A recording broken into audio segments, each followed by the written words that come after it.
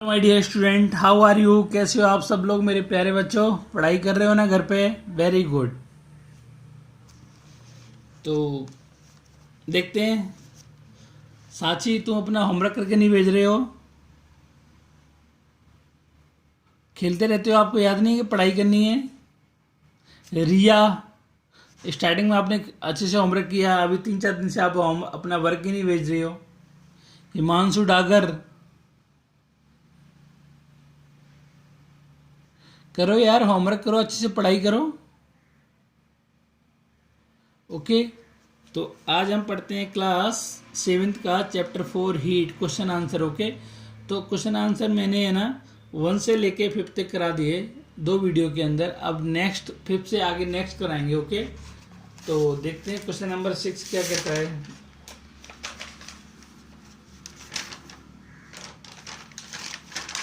Question number 6। तो question number 6 का है कि लुक एट फिगर। ओके, एक फिगर दे रखा है आपकी बुक्स के अंदर, मतलब बुक्स के अंदर। Okay, and mark the where the heat is being transferred by the conduction, convection और रेडिएशन। उस डायग्राम के अंदर आपको बताना है, मार्क करना है कि कहाँ पर हीट कौन सी मेथड से हो रही है, बाय रेडिएशन से हो रही है या कंडक्शन से हो रही है या कन्वेक्शन से हो रही है। तो डायग्राम मैंने बनाया नहीं, डायरेक्ट मैं आपको दिखाता हूँ और आप लोगों को बताना है कि कंडक्शन, कन्वेक्शन और रेडिएशन होता क्या है। अगर आपने थ्योरी वाले चैप्टर बहुत अच्छे से पढ़े होंगे तो आप इजीली बता सकते हो। तो देखो, मैं आपके लिए एक डायग्राम लेके आया हूँ। ये डायग्राम आपको बनाना है। ओके, और डायग्राम बना के मुझे दिखाना है कि कहाँ पर कंडक्शन हो रहा है और कहाँ पर कन्वेंशन हो रहा है, कहाँ रेडिएशन हो रहा है। अगर आपको सीधा पूरा मेथड पता होगा तो आप इजीली बता सकते हो कि सर यहाँ पर कंडक्शन हो रहा है, यहाँ कन्वेक्शन हो रहा है और यहाँ पे रेडिएशन हो रहा है। तो सबसे फर्स्ट ऑफ ऑल हम ये जानते हैं कि कंडक्शन है ना क्या होता है। तो कंडक्शन मैंने आपको थ्योरी वाले चैप्टर में बहुत अच्छे से बता रखा है, फिर भी बताएं कंडक्शन क्या होता है। कंडक्शन के अंदर जो हीट ट्रांसफ़र होती है वो मेटल के, जैसे ये क्या है, सबसे पहले हमने ये देखो, पहले एक बार ही देखो, ये जो कंडक्शन में हीट ट्रांसफ़र हो रही, तो हमने क्या बनाया था स्टार्टिंग में, एक लोहे की क्या ली थी, रॉड ली थी, आयरन की रॉड, और उसको गर्म किया था किससे, कैंडल से। तो वो धीरे धीरे धीरे उसमें क्या हो रही थी, हीट ट्रांसफ़र हो रही थी, राइट। तो कंडक्शन के अंदर जो हीट ट्रांसफ़र होती है उसके अंदर उसकी जो मॉलिक्यूल्स होते हैं उस मटेरियल के, वो ट्रांसफ़र मूविंग नहीं करते, वो वाइब्रेट करते हैं। उसके कारण क्या होती है, हीट ट्रांसफ़र होती है, राइट। और कन्वेक्शन के अंदर क्या होता है, जो मॉलिक्यूल्स होते हैं वो क्या करते हैं, ट्रांसफ़र करते हैं, अपनी क्या मूवमेंट करते हैं, एक अपने मतलब एक स्थान से दूसरे स्थान पर जाते हैं, one place to another place. Okay. और रेडिएशन के लिए कोई भी मीडियम की आवश्यकता नहीं होती हीट ट्रांसफ़र करने के लिए। तो अभी देखो, मैंने यहाँ पर इसको क्या हुआ, फायर किया। ओके, किसी भी कैंडल से या किसी से, और यहाँ पर मैंने एक पॉट को रखा, इसका ये हैंडल लगा हुआ है, आयरन का बना हुआ है। ओके, इसको मैंने यहाँ पर रख दिया।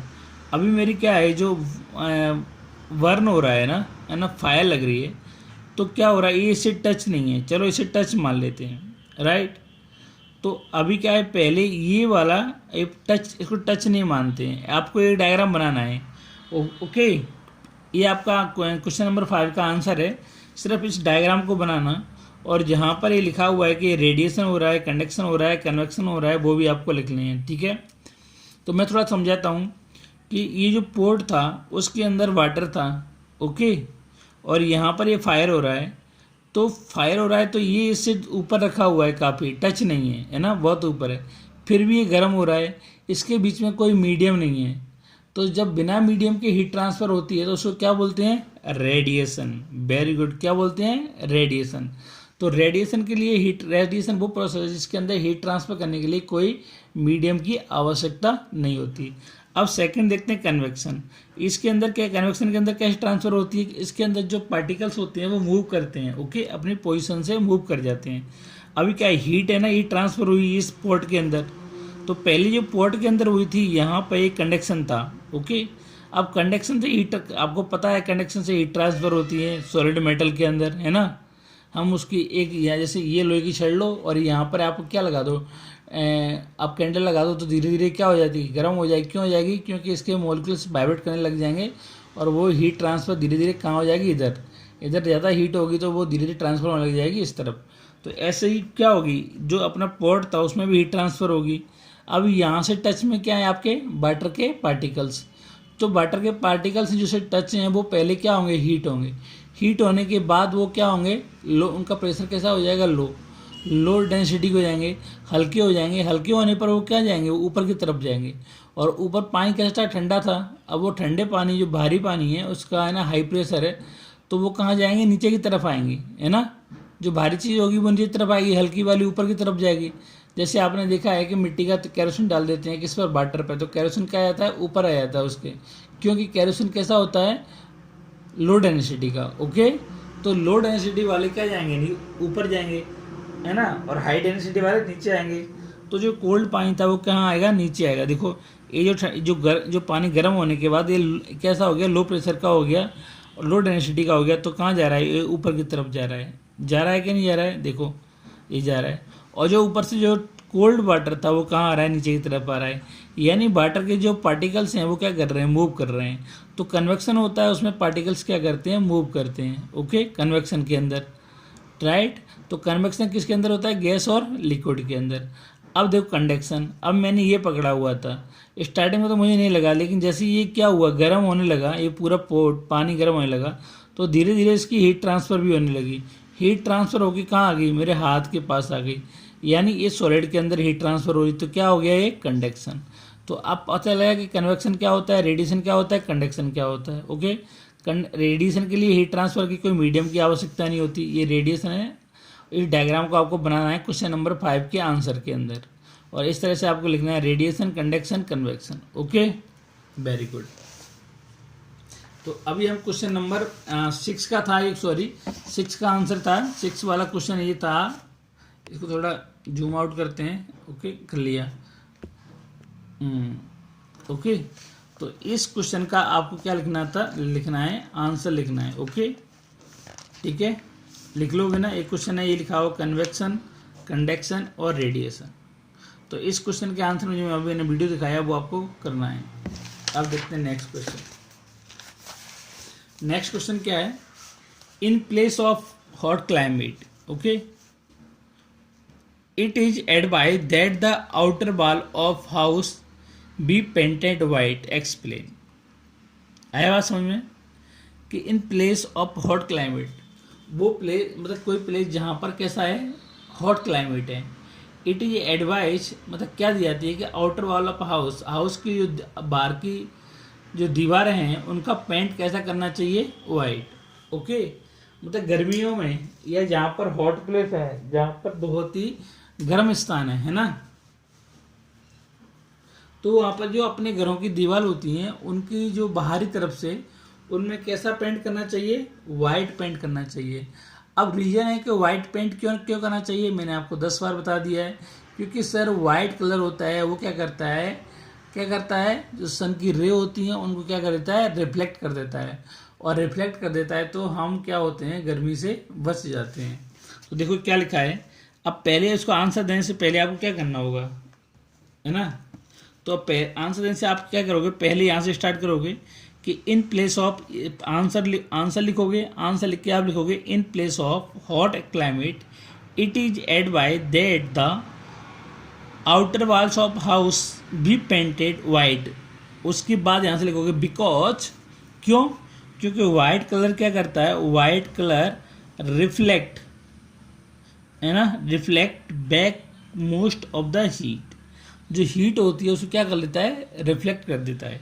That is incident on it, okay, जो इस पे क्या होती है, इंसिडेंट करती हैं, ठीक है। White is a poor absorb of heat, ये क्या करता है, हीट का वेरी पुअर ऑब्जर्व होता है, यानी हीट एब्जॉर्ब में उस कैसा है, एकदम निर्धन, हीट को एब्जॉर्ब बहुत है ना, कम करता है, सबसे ज़्यादा क्या करता है, रिफ्लेक्ट करता है। और ये अगर यहीं पर हम ब्लैक कलर कर देते तो क्या होता, तो ब्लैक कलर क्या करता है, हीट ऑब्जर्व करने में सबसे ज़्यादा स्ट्रॉन्ग होता है, ओके, रिच होता है। तो this help in keeping the house cool, और ये क्या करता है, इस सहायता से कि अपनी जो हाउस होता है उसको कूल करने में सहायता करता है, ओके, कूल रखता है। तो समझ में आ गया। क्वेश्चन मेरा था, क्वेश्चन था कि क्वेश्चन समझ में आएगा तभी आप आंसर कर पाओगे। तो क्वेश्चन आपका था कि आपके हाउस की जो बाहर की दीवार है उनका पेंट है ना वाइट कलर का क्यों करते हैं। तो आपको आंसर देना है कि बिकॉज के white colour reflect the back most of heat को क्या कर देता है, रिफ्लेक्ट कर देता है। जो सन से जो रे आती है उनको क्या कर देता है, रिफ्लेक्ट कर देता है।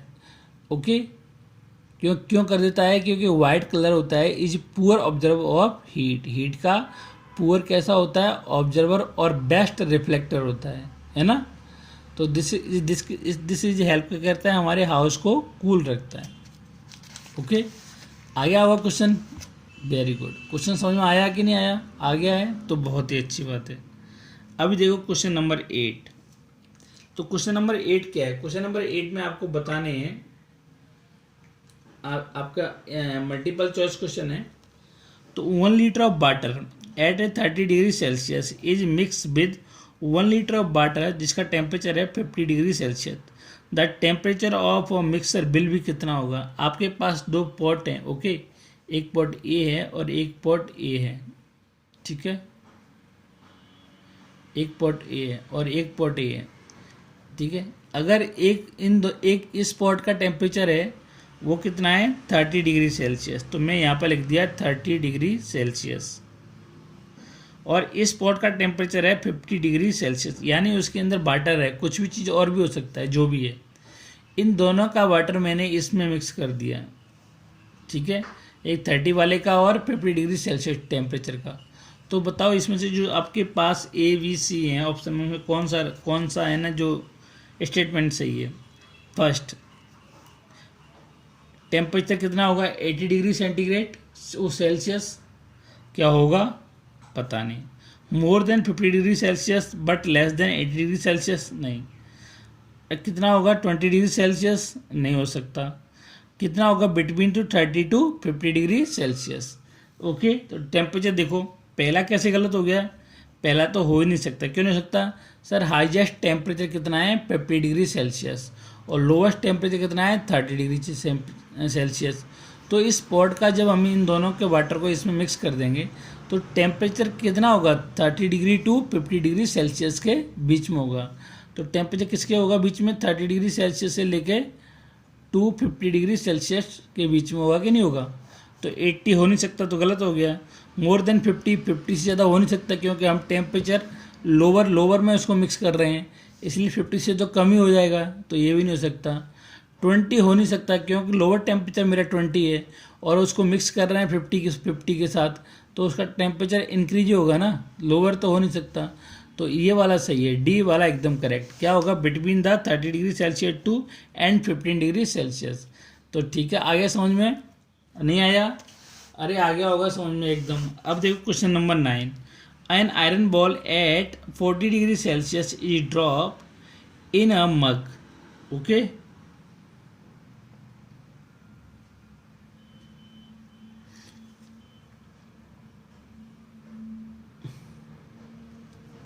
इसका समझ में आ गया ना पूरा अच्छे से, वेरी गुड। अभी देखो और इसको समझाएं क्या, तो और इसमें क्या आप है ना, मतलब आप तो आंसर सिर्फ ये वाला दोगे, डी वाला मल्टीपल चॉइस क्वेश्चन है ना। तो आप क्या लिखोगे क्या कि कोल्ड वाटर जैसे जो 30 डिग्री का टेम्परेचर का जो कोल्ड था और ये कितना था हॉट, क्योंकि इसका टेम्परेचर ज़्यादा है। जब इन दोनों को मिक्स करेंगे तो ये वाला जो कोल्ड वाटर है वो क्या करेगा, इससे हीट को एब्जर्व करेगा, है ना, करेगा कि नहीं करेगा, किससे, इस वाले से, हाई वाले से, राइट। तो इसलिए टेम्परेचर कितने के बीच में होगा 30 टू 50 डिग्री के बीच में, ओके। अब देखो an iron ball at 40 degree Celsius is drop in a mug containing water at 40 degree Celsius. अभी एक आपके पास एक मग था, राइट, क्या था आपके पास एक मग था, ओके। इसमें मैंने क्या डाल दी, एक क्या थी आपके पास, एक आयरन की बॉल थी, किसकी बॉल, आयरन की बॉल। इसका टेम्परेचर था 40 डिग्री सेल्सियस और इसकी जो मग के अंदर भी क्या था, वाटर था, और इसका टेम्परेचर भी कितना था 40 डिग्री सेल्सियस, राइट, कितना था 40 डिग्री सेल्सियस। अब मैंने इस बॉल को यहाँ पे इधर डाल दिया, ओके, इस वाटर में डाल दिया, राइट। तो दोनों का टेम्परेचर कैसा है 40 डिग्री सेल्सियस, तो टेम्परेचर में कुछ डिफरेंस आएगा, नहीं आएगा ना। हाँ तो देखो देखो फर्स्ट ऑप्शन क्या है कि flow from the iron ball to the, हाँ क्वेश्चन क्या कह रहा है, containing heat 40 degree the heat will be flow, जो हीट है वो क्या फ्लो होगी from the iron ball to water, नहीं होगी। क्यों नहीं होगी, कब फ्लो होती, फ्लो जब होती कि एक का टेम्परेचर ज़्यादा होता और एक का कम होता, उस समय हाई टेम्परेचर से हीट फ्लो होती लो टेम्परेचर की ओर। लेकिन यहाँ तो दोनों के टेम्परेचर कैसे हैं, इक्वल हैं, तो हीट फ्लो नहीं होगी, तो पहला वाला गलत हो गया। Okay first, not flow from the iron ball to water और from water to iron ball, ये सही है कि हीट है ना फ्लो ही नहीं होगी। क्यों नहीं होगी, क्योंकि दोनों की हीट के टेम्परेचर कैसा है, इक्वल है। इक्वल है तो हीट कहाँ से फ्लो होगी, है ना, ट्रांसफर ही नहीं होगी, तो यही सही है। ओके तो इसका आंसर कौन सा हो जाएगा, बी, राइट। ओके क्यों हो जाएगा आंसर, क्या बोला कि क्यों, बिकॉज सर की both object have same temperature, इसलिए क्या होगा, हीट का फ्लो नहीं होगा, है ना। अभी क्वेश्चन नंबर 10 देखो, क्वेश्चन नंबर 10 क्या कहता है, a wooden of spoon is drop in A cup of ice cream, it's other and. Okay तो क्या बोलता है ये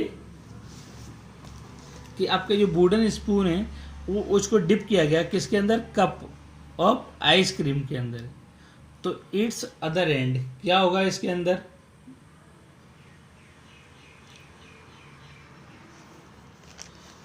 आपका पास एक वुडन लकड़ी की क्या थी, चम्मच सी, और आपने उसको आइसक्रीम के कप में डाल दिया, है ना। तो देखो, become the cold by the process of conduction, क्या वो ठंडी हो जाएगी बाय प्रोसेस ऑफ कंडक्शन के थ्रू,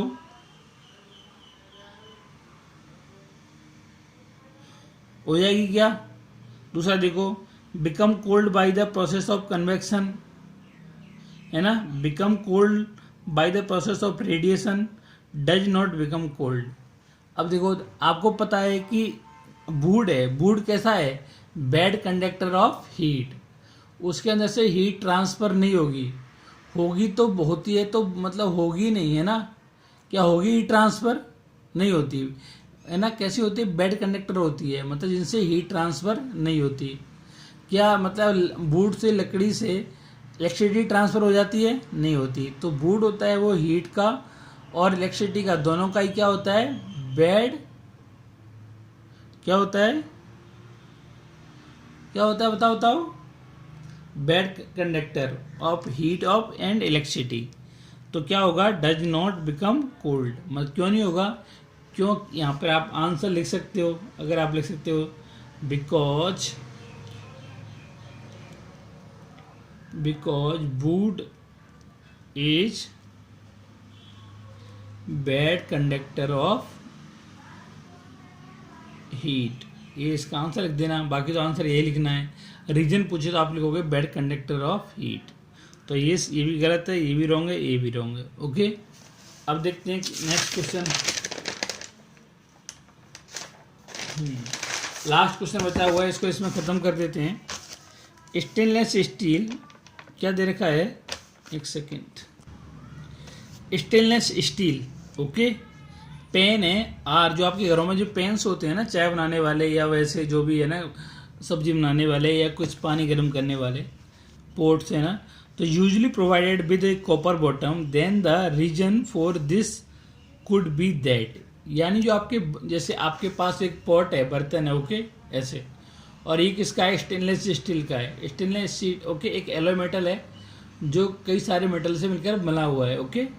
तो और उसकी अगर इस बॉटम में एक कॉपर का क्या लगा दें, प्लेट लगा दें, लगी होती है किसकी, कॉपर की, और ये होता है स्टेनलेस स्टील का, स्टेनलेस स्टील का। तो ये पूछ रहा है कि कॉपर की जो प्लेट है ना क्यों लगाते हैं, उसका रीज़न क्या है। तो देखो क्या क्या रीजन हो सकते हैं। वैसे ये कॉपर की प्लेट इसलिए लगाते हैं कि कॉपर होती है वो ज़्यादा हीट ट्रांसफ़र करती है स्टेनलेस स्टील से, इसलिए हम क्या लगा देते हैं, यहाँ पर कॉपर की प्लेट लगाते हैं। तो ओके, आगे बात समझ में। तो देखो आंसर क्या है, copper bottom make a pan more durable, क्या जो कॉपर का हमने बॉटम लगाया वो क्या बनाता है, मेक ड्यूरेबल बनाता है, उसको ज़्यादा सुविधाजनक बनाता है या लंबे चलने के लिए बनाता है, ऐसा कुछ भी नहीं है। तो ये गलत हो गया। सच पेन्स आर एपियर कलरफुल, ये भी गलत हो गया। ओके, क्या उसको कलरफुल बनाने के लिए करते हैं? नहीं, not. Copper is a better conductor of the heat than the stainless steel, ये वेरी गुड। तो क्या है, कॉपर है वो क्या है, बेटर कंडक्टर। अगर बेटर अच्छा कंडक्टर होगा तो क्या करेगा, हीट ट्रांसफर ज़्यादा करेगा। तो जैसे ही इसको उस पर रखोगे आप, है ना, कोई बंद करोगे, इसमें फायर करोगे तो इसमें खाना जल्दी पक जाएगा। क्यों? क्योंकि हीट ट्रांसफ़र क्या होगी, ज़्यादा होगी। तो इसलिए उस पर क्या कहते हैं, कॉपर का वो लगाया जाता है। अब डी में क्या है कि copper is easier to clean than the stainless steel, ये तो गलत है। स्टेनलेस स्टील आसानी से इजीली क्या हो जाती है, साफ क्लीन हो जाती है कंपेयर टू कॉपर। तो ये नहीं है, आंसर कौन सा हो गया, 6। तो बाय बाय, आपको समझ में आ गया होगा बहुत अच्छे से, और समझ में आया, इतनी मेहनत की है तो प्लीज़ प्लीज़ अच्छे से पढ़ाई करो। और वीडियो देख के, है ना, आप समझ गए होंगे कि सर को हमें क्या है, नोट्स बना के दिखाने हैं अच्छे से। ओके, सुन रहे हो ना मेरी बात? Very good.